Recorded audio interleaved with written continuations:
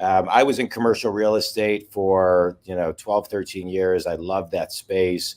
I was a broker. I ran an office, and I loved it. You have built again, $2.27 billion portfolio, 3.7 million square feet. There's a lot of people who want to get into the space. There's a lot of people who are in the space and want to grow in the space. And Right. so, what would your three kind of I don't want to say best pieces of advice, but three pieces of advice, three fundamental pieces of advice that you would give people who want to start and or grow their commercial real estate business? Um, Great question. I think that the most important thing for any individual is to fully understand what's their value proposition to the market. What is your strong suit? What is it that the market or your client really need? It used to be back in the day, as I said, I'm doing it for many years. It used to be back in the days, coming up with information, coming up with some analysis would have been super paramount. But we're now living in an age now with billions of dollars spent by Silicon Valley and trying to disrupt and actually disrupting the commercial real estate industry and the real estate industry in general. So information has become less available, less proprietary to what we used to have back in the day. Brokers used to have access to all things. I sometimes say today that people today have access to all things, but understand the value of almost nothing. So bringing more information to an already inundated market is extremely diminished. It wasn't the Yeah, case back in the day. Today, value add proposition, if your personality is such that you're able to come in and break through and create relationships and break through the ice and break through the walls that people put up between yourself as a salesperson and what is it that they need, then you already have yeah, the upper hand. You have to be likable. People like to do business with people like themselves.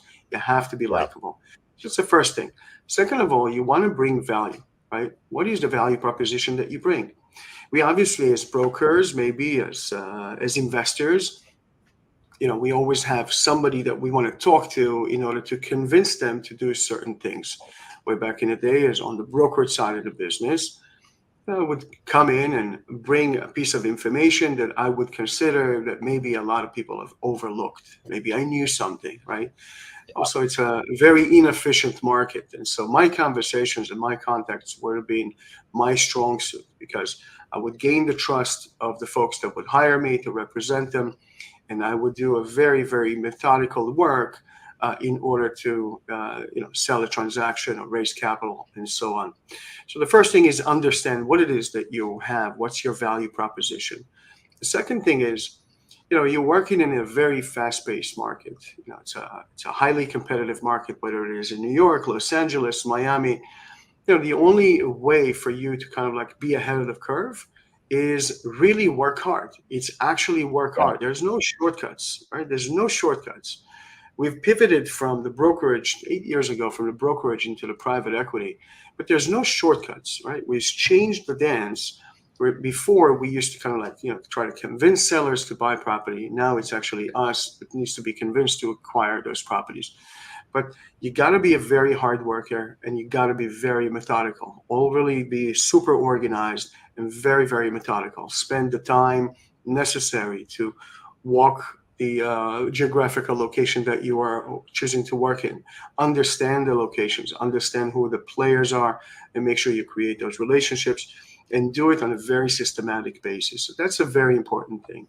And ultimately, keep a good name and a reputation because that's your calling card. If you say something to somebody, own your word.